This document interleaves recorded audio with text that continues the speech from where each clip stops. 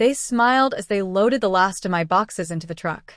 My older brother, Ryan, actually took a photo of me holding a taped-up cardboard box, my face pale from exhaustion, and posted it online before the engine even turned over.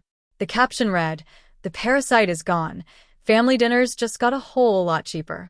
He thought he had finally won. He thought he had successfully evicted me from our late grandfather's estate, leaving me with nothing but a few shifts at a local diner and a mountain of student debt. What Ryan didn't know, what he couldn't possibly comprehend, was that while he was busy popping champagne in the living room, he had just signed away his entire future. The photo he posted to humiliate me was actually the first piece of evidence in a trap he would never see coming. My name is Chloe, and at 26 years old, I learned exactly how cruel your own flesh and blood can be. The afternoon sun was beating down on the gravel driveway of our late grandfather's estate as I dragged the final taped-up cardboard box toward the back of a rented moving truck. My hands were shaking, and my face was completely pale from weeks of pure exhaustion and grief. Behind me stood my older brother, Ryan. He wasn't helping. Instead, he was leaning against the porch railing with a smug, victorious grin on his face, holding up his phone. Before I could even close the truck's rolling door, he snapped a photo of my miserable expression.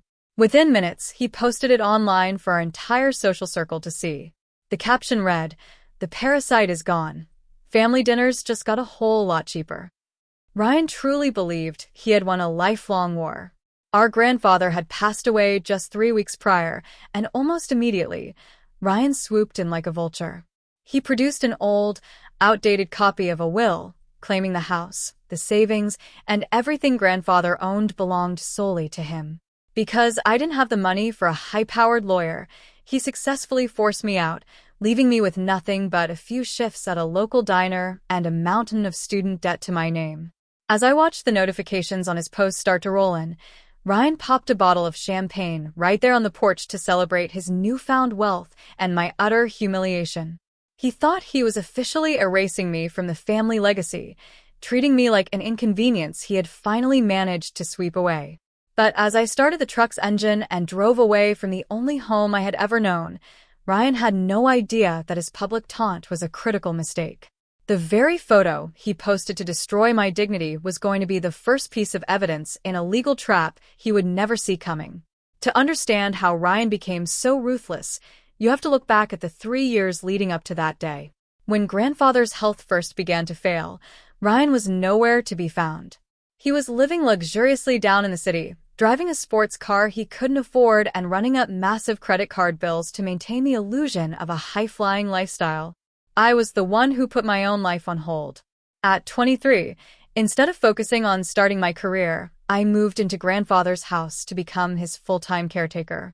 I managed his complex medications, cooked his meals, drove him to endless specialist appointments, and sat by his hospital bed during the long, terrifying nights when his breathing grew shallow. Ryan only visited when he needed money. He would breeze into the house, put on a grand performance of false concern for 20 minutes, and then subtly manipulate grandfather into signing over checks to fund his next big business venture. Grandfather was sharp, but as his physical body weakened, he grew exhausted by Ryan's constant financial demands.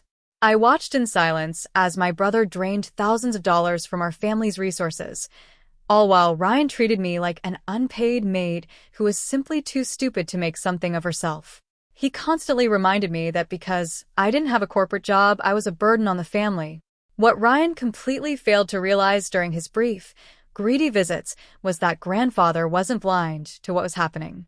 He saw the sacrifices I was making, and he saw the cold calculation in his oldest grandson's eyes. While Ryan was busy plotting how to spend his future inheritance, grandfather and I were forming a quiet bond built on genuine love and respect, a bond that legal documents would eventually protect in ways Ryan never anticipated. For days after being kicked out, I was sitting on the floor of my new home, a cramped, drafty studio apartment on the edge of town that smelled permanently of old paint. Surrounded by unopened cardboard boxes, I felt completely defeated. Ryan's public post had gone viral among our old high school peers, and the humiliation kept me awake at night. Desperate for any comfort, I dragged over the only piece of furniture Ryan hadn't fought me for, an old, heavy wooden footlocker that grandfather had explicitly told me to keep just days before he went into the hospital. "Look after this, Chloe," he had whispered, his voice weak, but his grip incredibly tight. "The real value isn't always on the surface." At the time, I thought he was just being sentimental. But as I ran my fingers along the scratched oak base, I noticed a slight unevenness in the bottom panel. Heart pounding, I used a butter knife to gently pry at the wood. With a soft click, a false bottom lifted away, revealing a hidden compartment underneath. Inside lay a thick, leather-bound notebook and a small black thumb drive. I plugged the drive into my laptop, expecting old family photos, but my jaw dropped as the folders opened. It wasn't a family archive. It was a secondary financial ledger meticulously kept by grandfather. For the past 2 years, he had been quietly documenting every single dollar Ryan had stolen from the estate. There were scanned copies of checks where Ryan had forged grandfather's signature, bank statements showing unauthorized wire transfers to offshore gambling sites, and email printouts where Ryan explicitly detailed his plans to bankrupt the estate before I could get a dime. Grandfather had tracked everything, proving my brother had committed massive financial fraud. But tucked at the very bottom of the folder was a PDF file that made my breath hitch, a finalized, fully executed copy of a new will dated exactly 1 week before grandfather passed away. The very next morning, I took the thumb drive and the leather notebook straight to a trusted estate attorney named Marcus Vance. Sitting in his quiet, sunlit office, I watched his expression shift from professional neutrality to absolute shock as he reviewed the digital files and physical documents. It turned out that grandfather had been far more brilliant than Ryan ever gave him credit for. The will Ryan had used to evict me was an old version from 5 years ago, but this new document changed everything. Mr. Vance leaned forward, adjusting his glasses as he explained the brilliant legal trap grandfather had constructed. "Your grandfather knew exactly what Ryan was doing, Chloe," the attorney said, tapping the printed copies of the new will. "He knew that if he confronted Ryan while he was alive, your brother would simply tie everything up in ugly lawsuits or try to manipulate him further. So, he chose a legal chess move instead. The finalized will left the entire estate, the house, the land, and the remaining capital, solely to me. However, grandfather had included a highly specific, airtight clause. Knowing Ryan's greedy nature, the true will dictated that the transfer of ownership to me would only trigger once Ryan formally and publicly severed ties with me and claimed sole dominion over the estate. Grandfather had deliberately set a trap where Ryan had to expose his own greed before the hammer could fall. By hiding the real will in the footlocker and letting Ryan think he had won, grandfather ensured that Ryan would take the bait. I wasn't just a broke, evicted granddaughter anymore. I was the rightful, sole heir to everything, and Ryan had just spent the last 4 days walking directly into the trap our grandfather had carefully laid for him. Mr. Vance explained that by posting that humiliating photo online, Ryan had inadvertently sealed his own fate. In the legal world, proving intent can sometimes take months of grueling back-and-forth court battles, but Ryan had handed us the evidence on a silver platter. By publicly declaring that the Parasite is gone and boasting that family dinners were now cheaper, he had provided definitive, undeniable proof that he had seized the estate and completely cut me off. He had formally severed ties and claimed sole dominion over grandfather's properties, fulfilling the exact activation trigger written into the true, finalized will. The attorney couldn't help but chuckle as he printed out screenshots of the social media post, noting how Ryan's arrogance had completely bypassed his survival instincts. Because Ryan believed he had successfully pushed me out using the fraudulent, outdated will, he was already moving forward with plans to liquidate grandfather's assets to cover his own massive credit card debts. He had no idea that every single financial move he made from this point onward was technically a felony.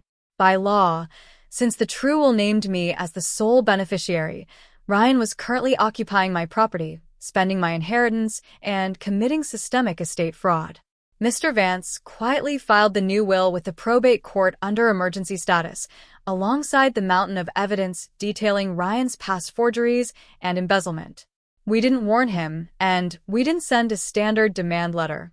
We wanted Ryan to remain completely comfortable, letting him throw his parties and show off his stolen wealth to the world. The longer he spent acting like the undisputed king of the castle, the harder he would fall when the legal trap finally snapped shut. I left the lawyer's office feeling a strange mixture of relief and anticipation, ready for the final confrontation. 2 weeks later, the trap snapped shut. I pulled into the familiar gravel driveway of grandfather's estate, but this time I wasn't alone. Behind my car were 2 police cruisers and a vehicle carrying Mr. Vance and a licensed forensic accountant. As we walked up the porch steps, the front door swung open. Ryan stood there, a silk robe loosely tied over his clothes and a cup of expensive coffee in his hand. The moment he saw me, that familiar, patronizing smirk spread across his face. "Back so soon, Chloe," he sneered, leaning against the doorframe. "Did you run out of diner tips already? Because I told you, the Parasite doesn't get a second chance in this house." I didn't say a word.